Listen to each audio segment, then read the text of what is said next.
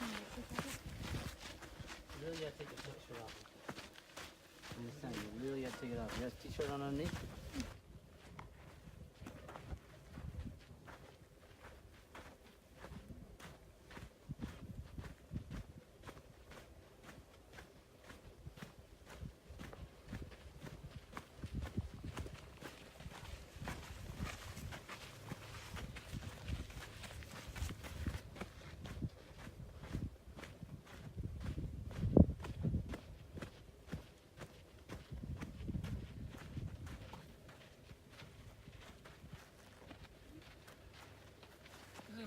When we were coming down, ये जगह तो याद ही नहीं है हमें क्यों पास है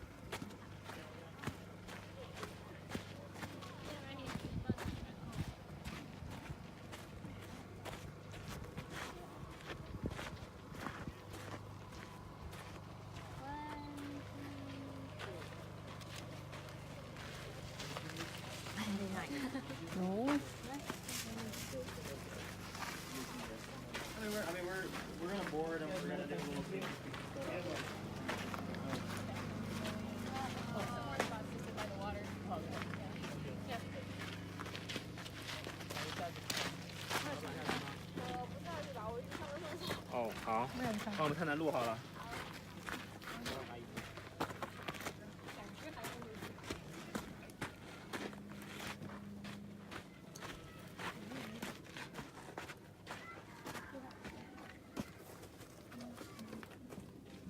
好。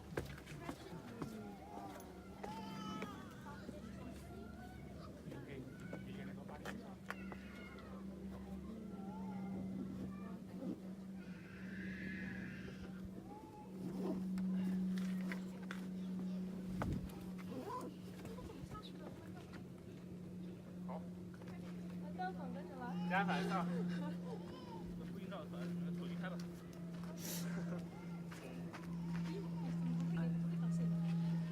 好像走到了哈尔。这边。就是那条更哈尔的，因为它更陡，还行，不然下去了。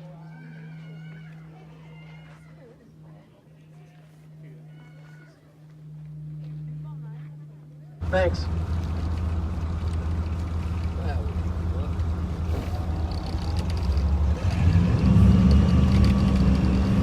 Welcome everybody to the Crater Lake National Park boat tour. I really love these boat tours. I'm from Portland, Maine, and I'm on boats all the time, and this is always so much fun because we're actually inside a mountain that fell in, Mount Mazama, 7,700 years ago. And I've never been to a place like this before, and it's the wildest lake I've ever been in. So wave to the folks on the shore over there. So long, folks. Enjoy the swim. We have a 2-hour tour. We will be slowing down the boat at certain locations, and I'll ask you to stand and take pictures. But if everybody could remain seated in the meantime, that would be great. Those are the Coast Guard rules.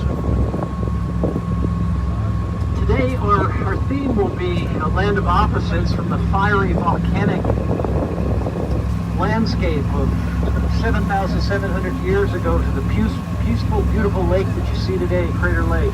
And we'll even talk about what's going to happen in thousands of years to come. So I'm glad you're here, and we're going to take off right now, accelerate to our first destination, Lau Rock.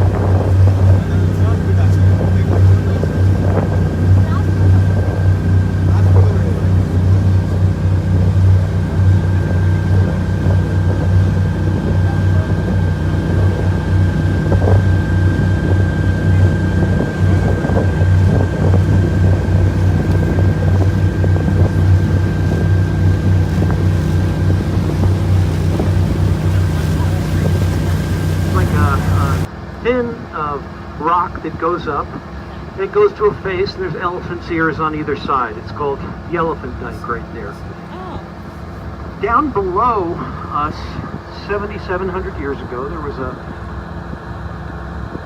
big chamber. It was called a magma chamber. And it was filled with molten rock. Molten rock below ground is magma. When it comes out the top of the volcano, it's lava.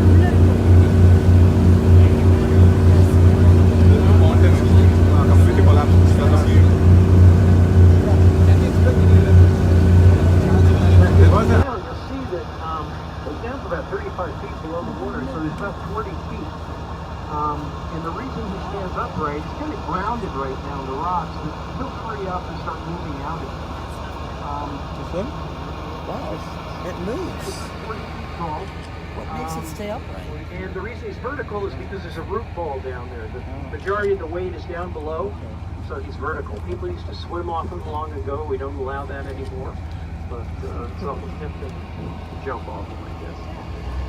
So we'll swim around and the other side will give you a good shot. So look down in the water when you pass by him. You'll see the length of the ocean. The legend has it that you have to be really quiet when you go by the old man, because if you wake him up, there'll be thunderstorms, and we don't want the thunderstorms.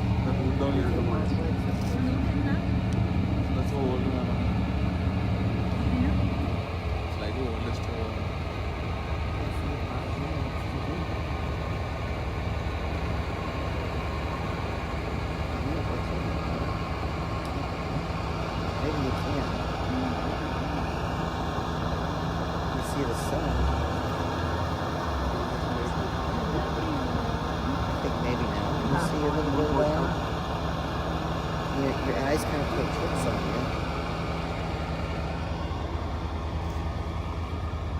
A little later.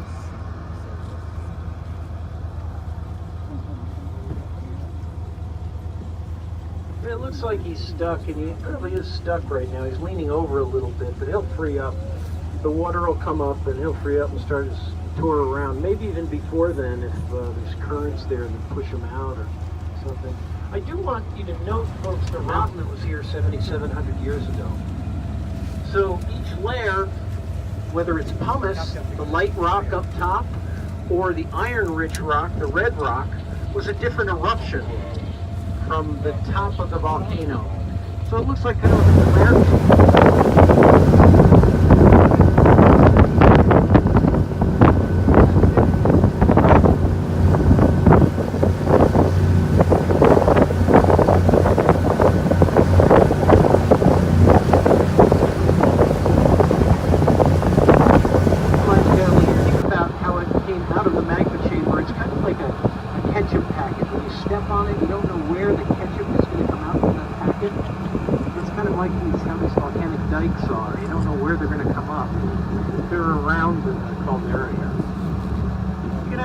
Drive up to the top and look down from one of the viewpoints, one of the turnouts up there, and see Devil's Backbone from up top if you want to later on.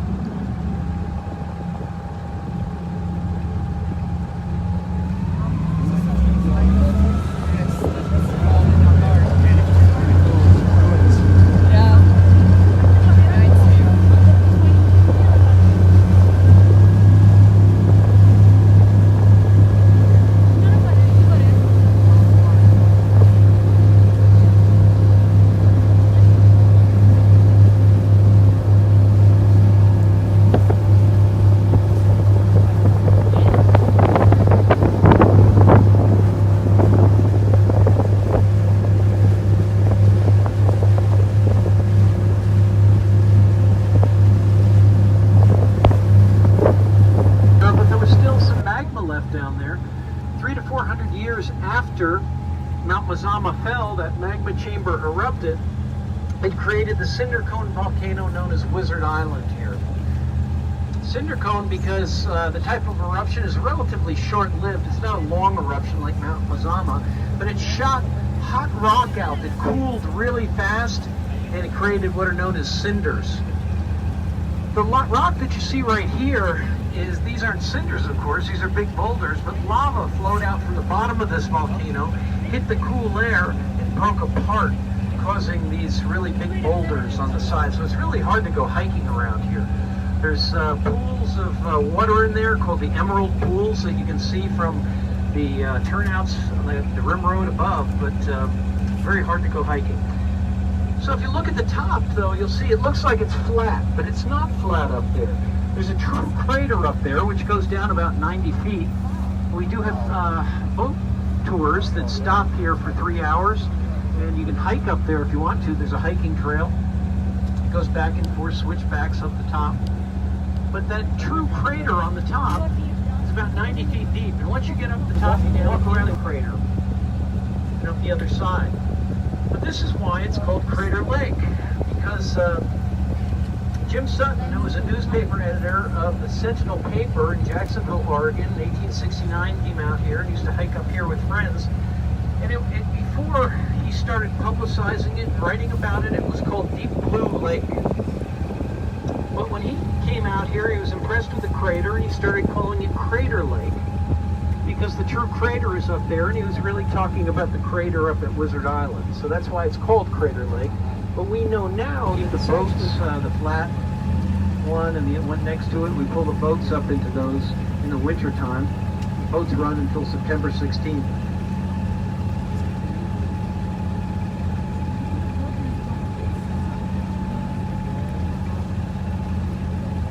Once you get above these rocks, these boulders in the bottom from the lava tons that came out, it's all ash on the top. It's ash. It's really more like sand right now on the side. But there are trails that traverse and go back and forth right up to the top. People come out here and go swimming to feed the fish. And then crayfish were introduced, which were not indigenous to this water. They were invasive species, and now their population has blown out of control almost. They're all over the place, and they're pushing out a native species called the Mazama newt.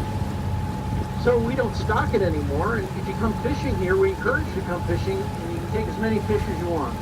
You don't need a license. There's only one requirement, that you don't use organic bait, live or dead bait, organic bait in packages that you can buy. It has to be a spinner, a fly, a spoon, something like that, so you don't introduce an invasive species that might grow like the crayfish did.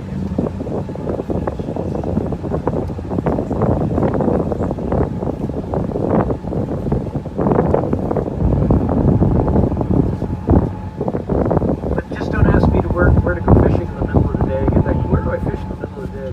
Really, you can't fish anywhere. The fish are by the shoreline. You have to fish first thing in the morning or at dusk. They come back to the shoreline and it's cool out. There's bugs that they can eat. I see people fishing in the middle of the day. It's fun, fishing Crater Lake. I don't think they would care to catch me occasionally. But people will come in the morning. Okay, Al, we're gonna get to our boats.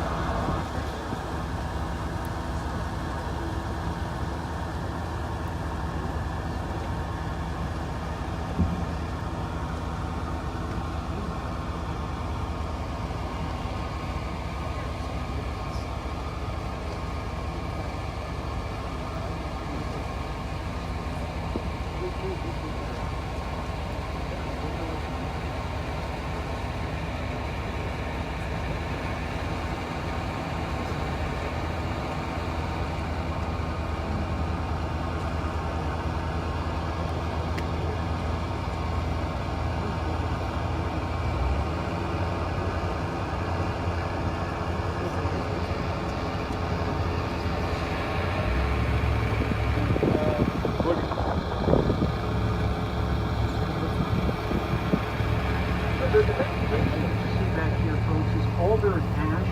It's a very hardy vegetation. Over the years, there's areas over here where there is dirt.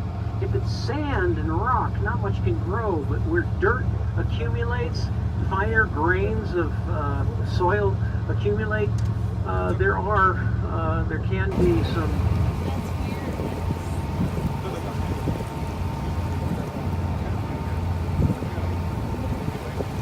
Okay, folks, if you please take your seats once again. We're going to get moving here.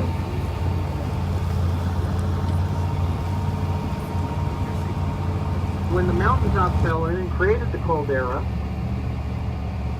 it left behind the piece in the middle. The ridge fell on either side and left what's known as the phantom ship. We call it the phantom ship because it's kind of elusive. You had to really stare at it from the other side to see it because it blends into the background. Today it's a beautiful day and it's easy to see.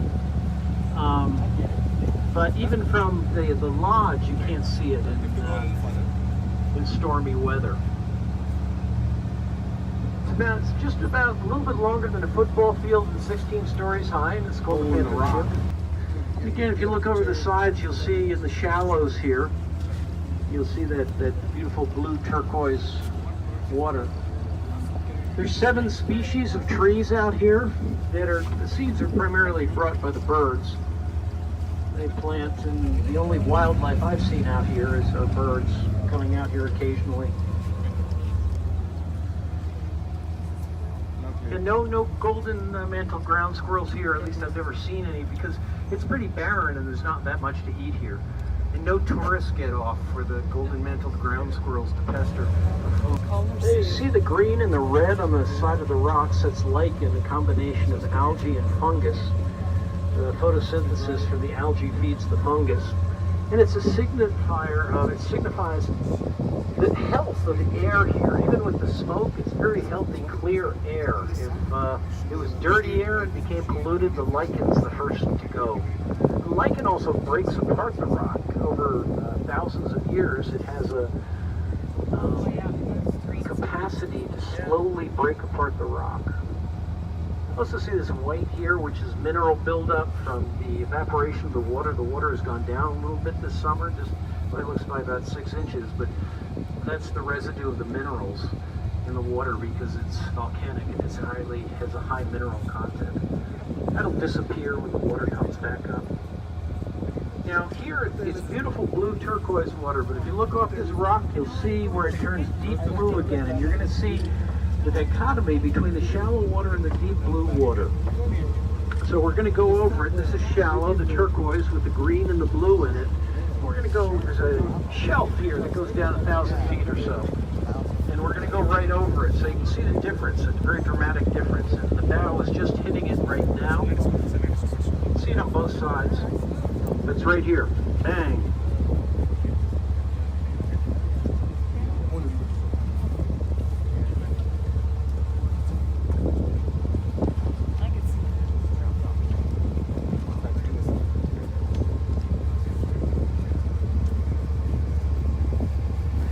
Now there's little caves here and rocks in the lake in a picture. Captain Al's going to maneuver the boat over here right past. We're going to turn left out here, and then you'll get a picture of both Wizard Island and the Phantom Ship. And this is about the only place you can do this in the water and get both of them.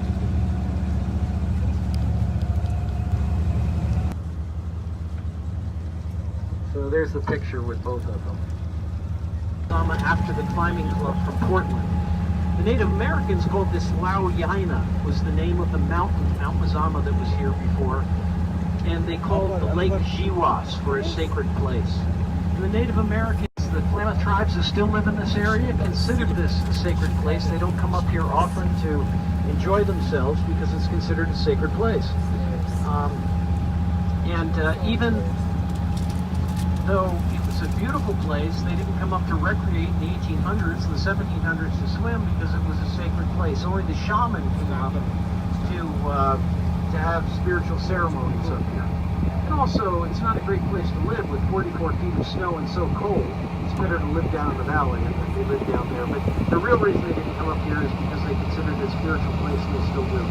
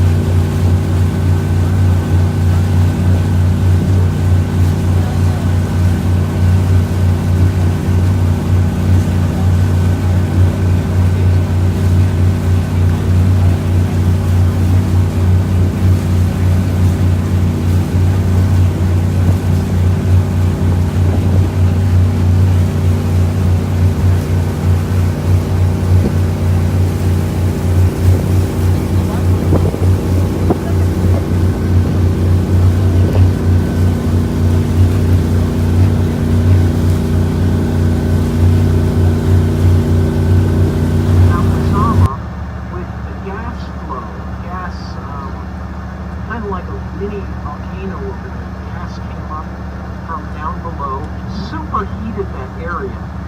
It superheated multiple layers of pumice a long time ago when it was still a mountain, when the mountain was still here under the ground.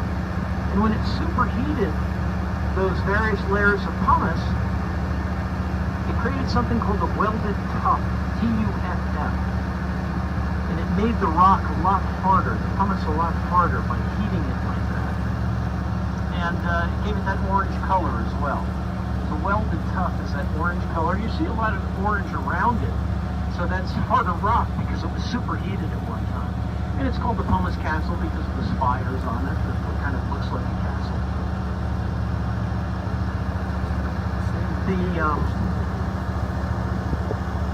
The lodging that we have, some people are familiar with it in Crater Lake, and they ask for a room at the pumice castle.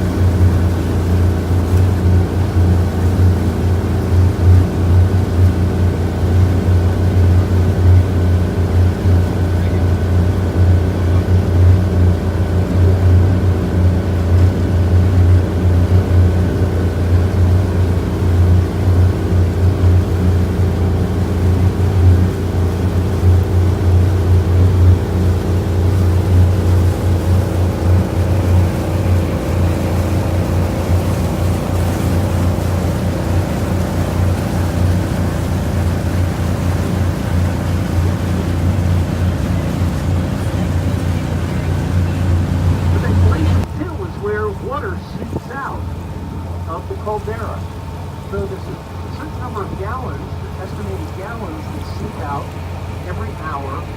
Well, guess what that is? You know the answer. Last time I gave you the answer. Not like you know the answer. You can't know the answer. So shout out a number. 100,000 higher. 200, no higher. Keep going much higher. A million is closer. Trillion. Double that. 2 billion gallons of water flows underneath this per hour. But remember, we have 5 trillion gallons of water here. Trillion with gallons of water. So that's one way the water seeps out. The other one is by evaporation. You lose 30 inches of water by wind blowing across and taking the water molecules up into the sky into the clouds. So that's how the lake stays level at approximately 60,170 above sea level. It goes up and down a little bit. In the 1920s, it was very dry. It went down a couple of feet. In the 1970s, it was very wet. It went up a couple of feet. But it really usually stays pretty stable. So think about your bathtub. If you're cooking and you're filling your bathtub at the same time, you forget about the bathtub. It goes up to a certain level, and then there's an overflow drain. It stays at that level, and this is like the overflow drain. And this is why it doesn't fill up. Now over here to the left, this is the deepest area. Now you can see the weather balloon really, it's really well defined against Wizard Island there. It's right out there.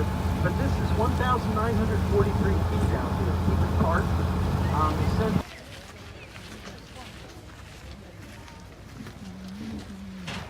Bye-bye. Bye-bye. Bye.